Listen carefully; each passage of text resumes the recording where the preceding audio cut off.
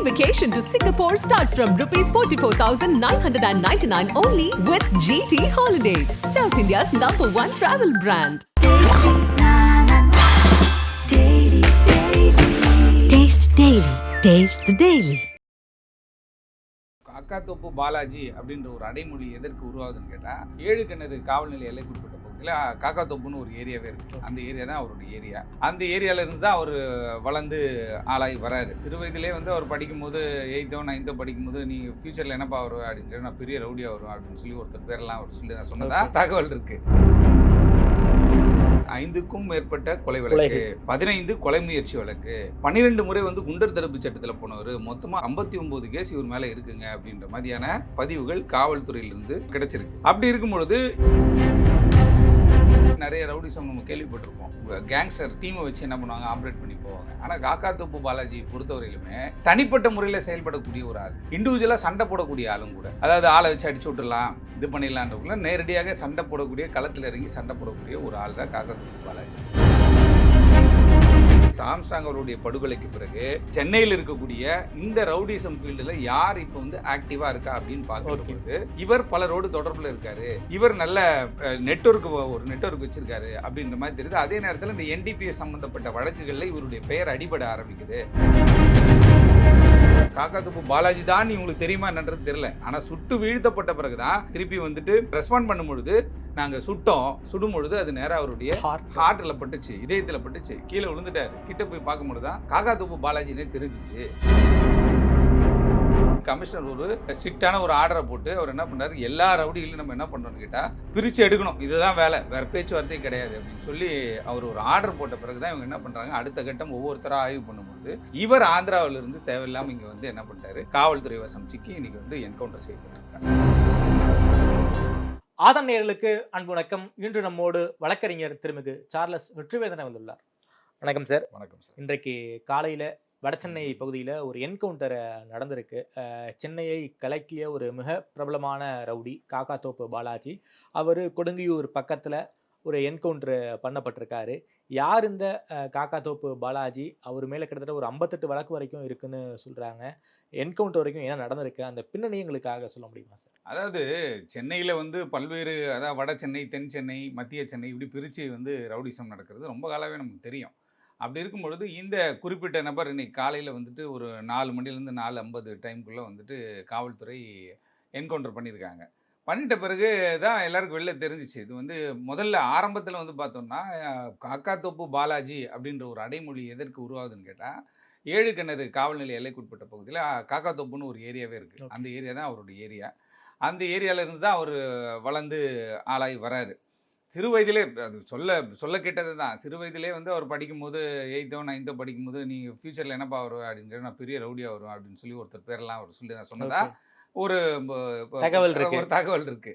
அப்படி இருக்கும் பொழுது அந்த ஆரம்ப காலகட்டத்தில் அந்த ரவுடிசம் ஃபீல்டில் வந்து வட சென்னையை பொறுத்த வரைக்கும் பல்வேறு குழுக்கள், இப்போ காக்காத்தோப்பு பாலாஜி வந்து இப்போ நம்ம ஒரு பேர் சொல்கிறோம், இது மாதிரி வந்து ஒரு 15க்கும் மேற்பட்ட ரவுடி குழுக்கள் தனித்தனியாக செயல்பட்டு கொண்டு தான் இருக்கிறாங்க. ரொம்ப காலமாகவே அது நடந்துட்டு இருக்கு.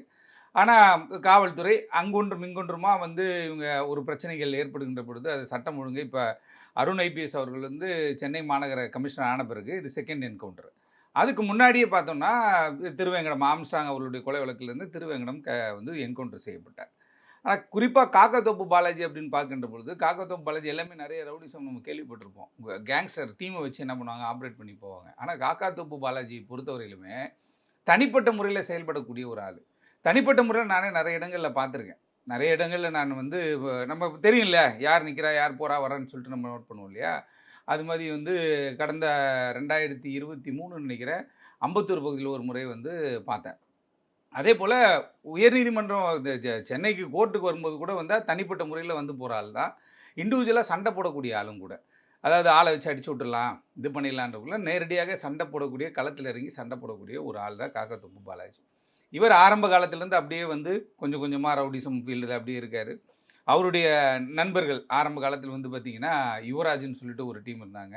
அந்த யுவராஜ் டீம் வந்து அந்த பகுதியில் வந்து அவங்க வசிச்சுட்டு வந்த பகுதியில் வந்து பெரிய பீக்கில் வந்துட்டு எல்லாரும் அவங்கள கண்டு அலறக்கூடிய ஒரு சூழல் ஏற்பட்டு அவங்க 2 பேரும் யுவராஜ், அவங்களுடைய பிரதர் இன்னொருத்தர் ஏதோ ஒரு ராஜ், அவங்க 2 பேர் இருந்தாங்க. அவங்க கூட இவர் வந்து பயணிக்கிறார் ஆரம்ப கட்டத்தில. ஆரம்ப கட்டத்தில பயணிக்கும் பொழுது, அப்ப வந்து அந்த சைடுல இவங்களுக்கு ஆப்போசிட்டா வந்து புஷ்பராஜ் அப்படின்னு சொல்லிட்டு ஒருத்தர் இருக்காரு. ஓகே. அந்த புஷ்பராஜுக்கும் இந்த யுவராஜ் அந்த டீம் நம்ம காக்காத்தோப்பு பாலாஜி, யுவராஜ் இந்த டீமுக்குள்ள வந்து ஒரு மோட்டிவ் ஏற்படும் பொழுது, இந்த டீம் என்ன பண்ணாங்கன்னு கேட்டா, புஷ்பராஜை வந்து படுகொலை செய்றாங்க. அது வந்து பெரிய அளவுல பேசப்பட்டுச்சு. புஷ்பராஜே வந்து ஒரு பெரிய ஆளாக பார்க்கப்பட்டவர். அவர் படுகொலை செய்யப்பட்டாருன்னும்போது, அது வந்து வடசென்னை முழுவதுமே வந்துட்டு பற்றி எரியுது. பற்றி எரியுது. ஓ! இப்படி ஒரு சம்பவம் கூட பண்ணுவாங்க போல இருக்குப்பா அப்படின்ற மாரி ஆச்சு. படுகொலை செய்த பிறகு கொஞ்ச நாள்லயே என்ன ஆச்சுன்னு கேட்டா, பெயர் வந்து வெளியில தெரிய ஆரம்பிச்சிருச்சு. அதுவும் இல்லாம நான் ஏற்கனவே சொன்னது போல வந்து காக்காத்தோப்பு பாலாஜியினுடைய ஸ்டைல்ன்னு கேட்டா தனியாவே சுத்துறது. ஓகே. தனியாவே தான் சுத்துவார். கூட்டத்த வச்சு சுத்திட்டு இருக்கக்கூடிய ஆள் கிடையாது. நம்ம சினிமாலாம் பார்க்குற மாரி ஒரு 50 பேர் கூட சுத்துறதெல்லாம் கிடையாது. நெட்வொர்க் எல்லா இடங்கள்லயும் ஒரு நெட்வொர்க் வச்சிருக்கக்கூடிய ஒரு ஆளா தான் பார்க்கப்பட்டாரு. அதற்கு பிறகு இவங்க என்ன பண்றாங்கன்னா, ப ஒரு சுரேஷ் அப்படின்றவர் வந்து ஒரு ஒரு கேரக்டர் வந்து படுகொலை செய்யப்பட்டார். அந்த வழக்கிலும் இவருடைய பெயர் அடிபட்டுச்சு அந்த அந்த டைம்ல. ஓகே. தொடர்ச்சியாக வந்து பில்லா சுரேஷ் மற்றும் ரவுடி விஜி அப்படின்னு சொல்லிட்டு ஒரு 2 கேரக்டர் இருந்தாங்க. அந்த 2 கேரக்டருமே என்ன பண்ணா இம்மீடியட்டா இரட்டை கொலை ஆக வந்து அந்த கொலை பார்க்கப்பட்டுச்சு. அந்த கொலையிலயும் வந்துட்டு அவர் பேர் என்னது? காக்காத்தோப்பு பாலாஜியினுடைய பெயர் அடிபட்டுச்சு. அப்படியே வந்து கன்டினியூஸா பெயர் வெளியில வர ஆரம்பிச்ச உடனே, ஒரு கட்டத்தில வந்து இவர் ஒரு மிகப்பெரிய ரவுடியாக பார்க்கப்பட்டாரு. ஓகே. அதுவும் இல்லாம 5க்கும் மேற்பட்ட இப்ப காவல்துறை குடுக்குற லிஸ்ட்ட பார்த்தோம் அப்படின்னாங்க, 5க்கும் மேற்பட்ட கொலை வழக்கு, 15 கொலை முயற்சி வழக்கு, 12 முறை வந்து குண்டர் தடுப்பு சட்டத்தில போனவரு. மொத்தமா 59 கேஸ் இவர் மேல இருக்குங்க அப்படின்ற மாதிரியான பதிவுகள் காவல்துறையிலிருந்து குடுக்குறாங்க. ஆமா கிடைச்சிருக்கு. அப்படி இருக்கும் பொழுது, இவர் அடுத்த கட்டமாக பல சமயங்களில உங்களுக்கு தெரியும் 2020ன்னு நெனைக்கிறேன். இங்க நம்ம மவுண்ட் ரோட்ல வந்துட்டு கார்ல பயணிச்சுட்டு இருக்கும்போது, இவரும் இவருடைய நண்பர் ஒருத்தரும், அவர் வந்து தென் சென்னையில இருக்காரு. 2 பேரும் போம்போது அந்த கார் மேல தான் பாம் அடிக்கப்பட்டுச்சு. பாம் அடிக்கப்பட்டு ஒரு பெரிய பிரச்சனை ஆச்சு. அந்த டைம்லயும் இவர் கைது செய்யப்படுறாரு. கைது செய்யப்பட்டு பாம் அடிச்ச டீமும் கைது செய்யப்பட்டாங்க. இவங்க வாகனத்தின் மேல பாம் அடிச்சாங்க இல்லையா? அதனால இவங்களும் என்ன பண்ணா, "ஓ! இது பெரிய ஒரு கேங் வார் போல இருக்குப்பா" அப்படின்னு சொல்லிட்டு ஏன்னா ரொம்ப நாளாவே இது ஒரு டீம் என்ன கேட்டா கேங் வார்ன்றது வந்து சென்னைக்குள்ள இருந்துகிட்டே இருக்கும். ஓகே. எல்லாம் ஒண்ணாவே இருப்பாங்க. இப்ப பாருங்க, இதுல ஒரு விஷயம். யுவராஜ், இன்பராஜ் இவங்க 2 பேர் தான் ஆரம்ப கட்டத்துல இவங்க ரைஸ் ஆகி வந்தாங்க. இவங்க கூட தான் இவர் பயணிச்சாரு. ஒரு கட்டத்துல யுவராஜையே கொலை செய்ய வேண்டிய ஒரு சூழல் ஏற்படுது. காக்காத்தோப்பு யார்ரா ஆளு? பாலாஜிக்கா? ஆமா. யார்ரா ஆளுன்னு நம்ம முடிவு பண்ணும்பொழுது, ஓகே. இவங்களுக்குள்ள ஒரு மிஸ் அண்டர்ஸ்டாண்டிங் ஏற்படுது. அந்த மிஸ் அண்டர்ஸ்டாண்டிங்ல வந்து என்ன ஆயிடுச்சுன்னு கேட்டா, அந்த குறிப்பிட்ட யுவராஜே படுகொலை செய்யப்படுறாரு. ஓகே. இந்த தொழில் டீம்னால. கத்துக் கொடுத்த குருவையே கொன்னுறாரு. குருன்ட்டு கிடையாது. கூட இருந்த நண்பர்கள்னு கூட நம்ம சொல்லலாம். ஓகே. அப்ப இவங்க என்ன பண்றாங்கன்னா, அந்த சப்ஜெக்ட் அந்த ஒரு படுகொலை அதையும் செஞ்சுறாங்க. அப்ப இத்தனை கொலைகள் 5 கொலைகள் கிட்ட காவல்துறையுடைய குறிப்புல இருக்கு. குறிப்புல இருக்கின்ற பொழுது தொடர்ச்சியாக வந்து இவங்க கண்காணிக்கப்படுவாங்க. இப்ப இத்தனை கொலைகள் ஆன பிறகு என்ன பண்றாங்க? A+ல வந்துருவாங்க சார். A+ல வந்துடுறாங்க. இந்த பாம் சம்பவத்திற்கு பிறகு பாம் இவங்க வண்டியில தான் தாக்குதல் நடத்தினாங்க. இருந்தாலும் கூட இவர் கைது செய்யப்படுறார். அந்த வழக்குல கைது செய்யப்பட்டு சிறைக்கு அனுப்பப்படுகிறார். 12 முறை குண்டர் தடுப்பு சட்டம்னா பார்த்துக்கங்க. 12 முறை குண்டர் தடுப்பு சட்டத்தில சிறையில இருந்து, அதற்கு பிறகு வெளில வந்தோனே இவர் ஆந்திரா பார்டர்ல வந்துட்டு தமிழ்நாடு ஆந்திரா பார்டர்ல இவர் வந்து தனிப்பட்ட முறையில சிறிது காலம் இவர் அம்பத்தூர் பகுதியில தங்கியிருந்தார். அப்பதான் நான் அம்பத்தூர்ல பார்த்தேன்னு சொல்றேன் உங்களுக்கு. அதேபோல நிறைய தொழில் ரீதியான விஷயங்கள்ல ஈடுபடக்கூடிய ஒரு ஆளாக காணப்பட்டார். இந்த விஷயங்களுக்கு பிறகு அந்த பகுதியில வந்து நிறைய பிசினஸ் விஷயங்கள்ல இவங்க வந்து என்ன பண்ணாங்க அப்படின்னு கேட்டிங்கன்னா, ஏன்னா நிறைய பணம் வருதுன்னும் போது நிறைய விஷயங்கள்ல இன்வெஸ்ட் பண்ணுவாங்க. நிறைய விஷயங்கள் என்ன பண்ணுவாங்க எடுப்பாங்க. அதாவது ரூ. 10 பொருள் வந்து ரூ. 8 கிடைக்கும், ரூ. 7 கிடைக்கும்.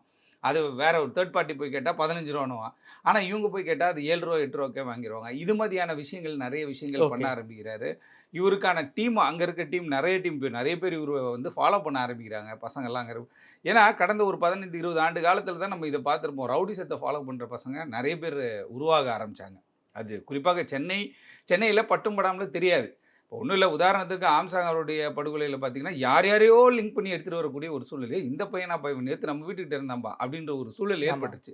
அது மாதிரி பலர் வந்து என்ன கேட்டால் ஏதாவது ஒரு கேங்ஸ்டர் டீமில் தொடர்பு அசோசியேட்டாக இருப்பாங்க. நம்ம என்ன பண்ணுறோம் கேட்டால் ஒருத்தர்கிட்ட பேசுகிறோன்னு வச்சுக்கோங்களேன், ஒரு வழக்கு சம்மந்தமாக ஒருத்தர்கிட்ட பேசுகிறோம். பேசிட்ட பிறகு ஒரு கிளைண்ட்டுக்கு வந்து என்னோடய கிளைண்ட்டுக்கு வந்து ஒருத்தன் பணம் கொடுக்கணும். நம்ம லீகல் நோட்டீஸ் அனுப்பிடுறோம். லீகல் நோட்டீஸ் அனுப்பிச்சோம், நம்ம அட்ரஸ் போட்டு தானே அனுப்புகிறோம். 138 நோட்டீஸ் நம்ம வந்து அவருக்கு அனுப்புகிறோம். யார் பணம் கொடுக்க வேண்டியவருக்கு. அவர் என்ன பண்ணுறாருன்னா அதை எடுத்து ஒரு டீம்கிட்ட கொடுக்குறாரு. கொடுத்து இது மாதிரி ஒரு அட்வொகேட் எனக்கு நோட்டீஸ் அனுப்பிச்சிருக்கேன். ஒரு 4 பேர் அவங்க அட்வொகேட்டாக என்னன்னு தெரியல. பட் ஆனால் நம்ம அதை வான் பண்ணி அனுப்பிச்சிடறோம். அவங்க நேராக வந்து என்ன பண்ணுறாங்கன்னா காக்காத்தோப்பு பாலாஜியுடைய பேரை பயன்படுத்துகிறாங்க. Okay. இங்கே நம்ம ஆஃபீஸ்க்குள்ளேயே வந்து அது மாதிரி சொன்ன உடனே நான் என்ன பண்ணேன்னு கேட்டால், எனக்கு நிறைய நண்பர்கள் நிறைய தொடர்புகள் இருக்கிற காரணத்தினால உடனே ஃபோனை போட்டேன். உடனே ஒருவர்கிட்ட அவருக்கு வேண்டப்பட்ட ஒரு நபருக்கு ஃபோனை போட்டோன்னா அவர் உடனே கால் எடுத்தோன்னே, இல்லை சார் நான் அது மாதிரி யாருமே அனுப்பலை, என்னோடய பேரை மிஸ்யூஸ் பண்ணுறாங்க, நீங்கள் என்ன வேணால் நடவடிக்கை எடுத்துங்க அப்படின்ற மாதிரி காக்காத்தோப்பு பாலாஜி சொல்கிறார். இது நடந்த ஒரு 5 ஆண்டுகள் இருக்கும். ஒரு ஃபார்மசி மேட்டரில் நான் லீகல் நோட்டீஸ் அனுப்பிச்சு 138 ப்ரொசீட் பண்ண போகும்போது ஒரு த்ரெட்டு, அதாவது ஆள் தெரியாமல் இருக்கும், ஏதாவது ஒன்று பேசி மேட்ரிலாம் நினைப்பாங்க இல்லையா, அது மாதிரி வந்தாங்க.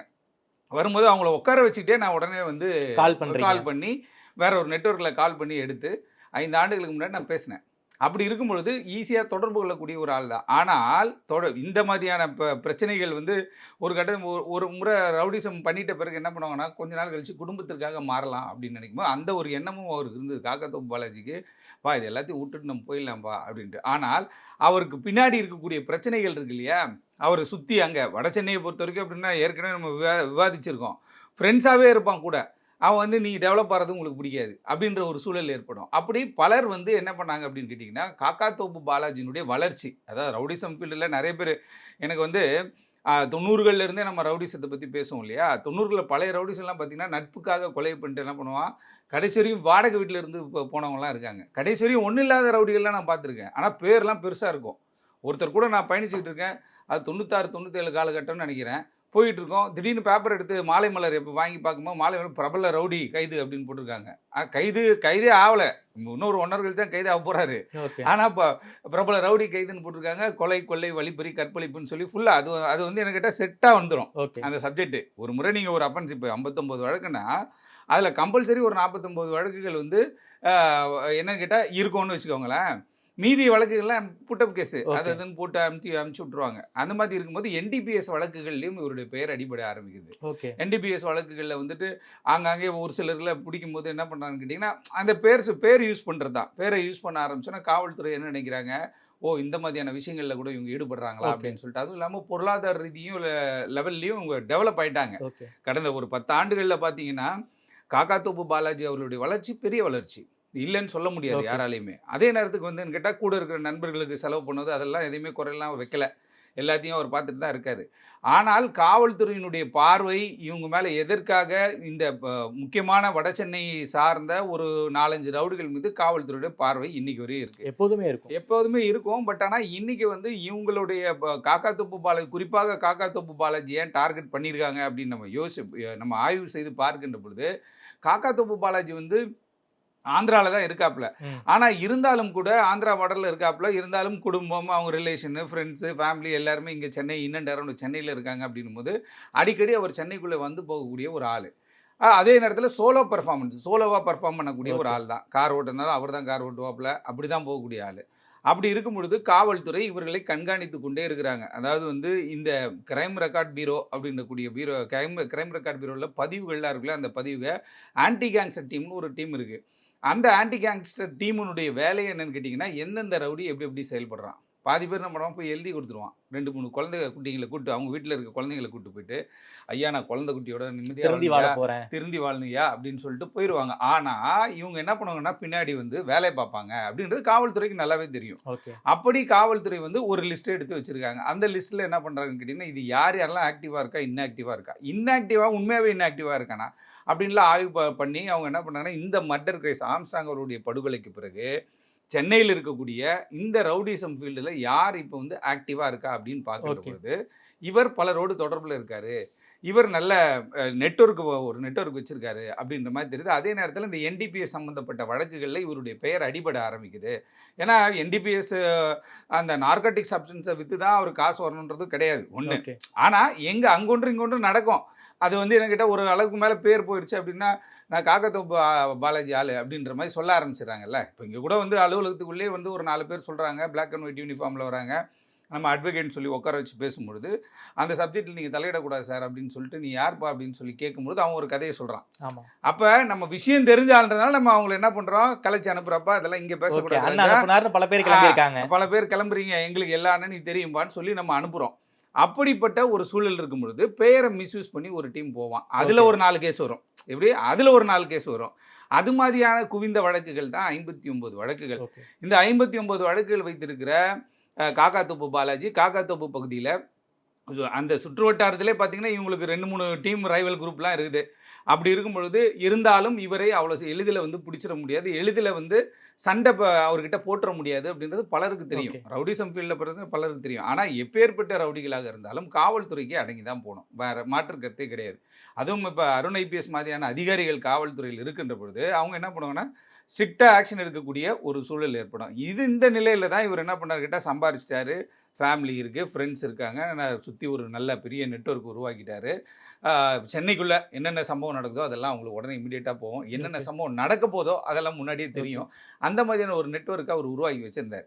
வச்சிருக்க சூழலில் வெளியிலே இருந்திருந்தா கூட அவர் வந்து தப்பித்து இருக்க வாய்ப்பு இருக்குது. இருந்தாலும் கூட நேற்று வந்து நம்ம முல்லை நகர் பகுதியில், கொடுங்கையூர் காவல் நிலைய எல்லைக்குட்பட்ட முல்லை நகர் பகுதியில் வந்துட்டு இரவு நேரத்தில் காவல்துறை ரோந்து பணியில் ஈடுபட்டிருந்த பொழுது அதிவேகமாக ஒரு கார் வந்ததாகவும், அந்த காரை வந்து காவல்துறை எப்பயுமே காவல்துறை என்ன பண்ணுவாங்கன்னு கேட்டால், அட்வொகேட்டாக இருந்தாலும் கூட நான் நிறைய இடங்கள் பயணிக்கின்ற பொழுது காரை நிறுத்தி நம்ம பதில் சொல்லிட்டு போகணும். ஆமாம், பதில் சொல்லிட்டு போயிட்டா பிரச்சனை கிடையாது, வாட் எவர் இட் இஸ். ஏன்னா எல்லாருக்குமே ஏன்னா காக்காத்தோப்பு பாலாஜி வந்து எல்லா போலீஸுக்கும் தெரியுமா என்னன்னு தெரியல.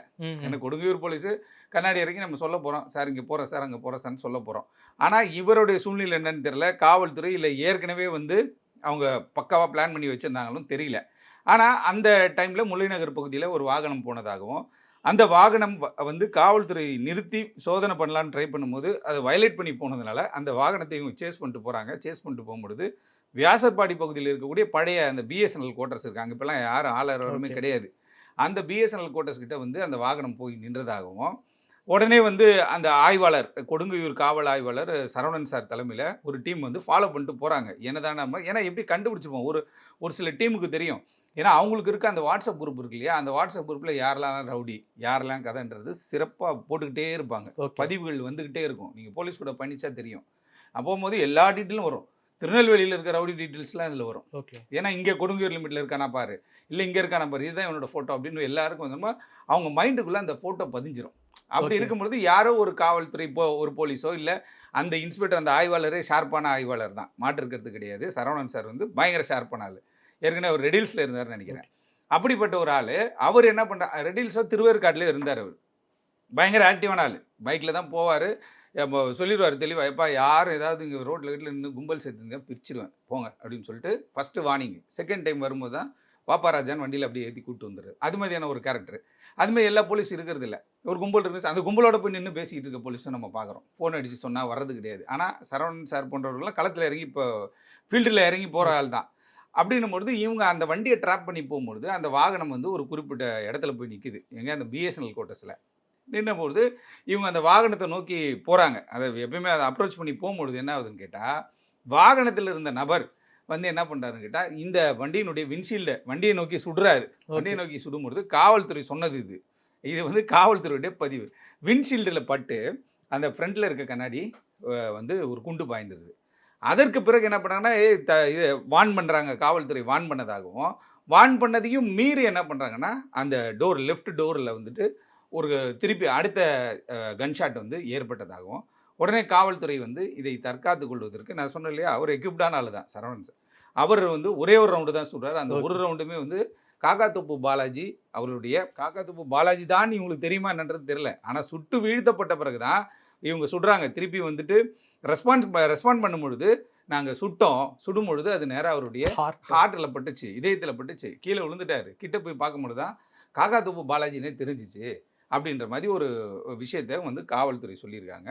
உடனே வந்து அந்த அடிபட்டு கிடந்தவரை வந்து மருத்துவமனைக்கு எடுத்துகிட்டு போகலான்னு சொல்லிட்டு ஸ்டான்லி மருத்துவமனைக்கு கொண்டு போகிறாங்க. ஸ்டான்லி மருத்துவமனையில் கொண்டு போகும்போது பிராட் டெட்டுன்னு சொல்லிடுறாங்க. அடுத்தது அட்டாப்சி அடுத்த ப்ராசஸ் இருக்குன்றதுனால ராயப்பேட்டை மருத்துவமனைக்கு காக்காத்தோப்பு பாலாஜி வந்து அந்த உடலை கொண்டு போகிறாங்க. உடல் இப்போ வந்து காக்காத்தோப்பு பாலாஜினோட உடல் வந்து இதில் அட்டாப்சிக்காக ராயப்பேட்டை மருத்துவமனையில் இருக்குது. இதுதான் இப்போ காக்காத்தோப்பு பாலாஜி விஸ்வரூபம் எடுத்து வளர்ந்து வந்து திடீர்னு யாருமே எதிர்பார்க்கல. ஏன்னா ஆம்ஸ்ட்ராங் கொலை வழக்கில் இவர் தொடர்பில் இல்லை அப்படின்றதெல்லாம் சொல்லிட்டாங்க முன்னாடியே, இவர் தொடர்பில் கிடையாது, அது வேறு டீம் பண்ணுறாங்க. வட சென்னையில் இருக்கக்கூடிய நான் ஏற்கனவே நம்ம சொன்னது போல் பல டீம் இருக்குது, 10 டீம் 15 டீம் கிட்டே இருக்குது. இந்த டீம் அந்த டீம் கூட பேச, அந்த டீம் இந்த டீம் கூட பேசாது, எங்கேயோ ஒரு இடத்துல உட்காந்து ஆப்ரேட் பண்ணிக்கிட்டே இருப்பாங்க. ஆப்ரேஷன் தான், அவனை போய் பாரு இவனை போய் பாரு, அவங்ககிட்ட காசு வாங்க இவங்ககிட்ட காசு வாங்க, அவனுக்கு ஃபோனை போட்டு கொடு, இவனுக்கு ஃபோன் பண்ணி இவங்க டேரெக்டாகவே அப்ரோச்சே பண்ண மாட்டாங்க. ரவுடிசம் ஃபீல்டில் டேரெக்டாகவே ஃபோன் பண்ணி நம்மள எனக்கோ யாருக்கோ வரப்போகிறது கிடையாது. யாரோ ஒருத்தர் மூலியமா சொல்லி சொல்றது தகவல. இத வந்து ரொம்ப காலமாக மெயின்டெயின் பண்றாங்க. அப்படி வந்து பல்வேறு குழுக்கள் இருந்த சூழல்ல, பல்வேறு குழுக்கள் இன்னைக்கு ரொம்ப ஆக்டிவா இருக்கக்கூடிய ஒரு சூழல்ல, பலர் சிறையில இருந்து ஆக்டிவா இருக்கக்கூடிய சூழல்ல, காவல்துறை என்ன பண்றாங்கன்னா, இந்த இந்த சூழ்நிலையில யாரு சென்னை சிட்டிக்குள்ள ரவுடிசம் இருக்கக்கூடாது அப்படின்னு கமிஷனர் ஒரு ஸ்ட்ரிக்ட்டான ஒரு ஆர்டர போட்டு அவர் என்ன பண்ணாரு, எல்லா ரவுடிகளையும் நம்ம என்ன பண்றோம்னு கேட்டா, பிரிச்சு எடுக்கணும். இதுதான் வேலை. வேற பேச்சுவார்த்தையே கிடையாது அப்படின்னு சொல்லி அவர் ஒரு ஆர்டர் போட்ட பிறகு தான் இவங்க என்ன பண்றாங்க, அடுத்த கட்டம் ஒவ்வொருத்தரா ஆய்வு பண்ணும்பொழுது, இவர் ஆந்திராவிலிருந்து தேவையில்லாம இங்க வந்து என்ன பண்ணிட்டாரு, காவல்துறை வசம் சிக்கி இன்னைக்கு வந்து என்கவுண்டர் செய்யப்பட்டிருக்கிறார். Okay sir. ரொம்ப நன்றி சார். அதாவது காக்காத்தோப்பு பாலாஜி வாழ்ந்தது முதல் வீழ்ந்தது வரை இந்த டைம் ஸ்டாம்பை வந்து ஒரு திரைக்கதை பாணியில ரொம்ப விரிவா சொல்லியிருக்கீங்க சார். அவருடைய ஆரம்பம் முதல் எப்படி என்கவுண்டர் செய்யப்பட்டாருங்கிற பின்னணியை பத்தி ரொம்ப விரிவா சொல்லியிருக்கீங்க. நேரம் கொடுத்து பேசியமைக்கு நன்றி சார்லஸ் சார். நன்றி சார்.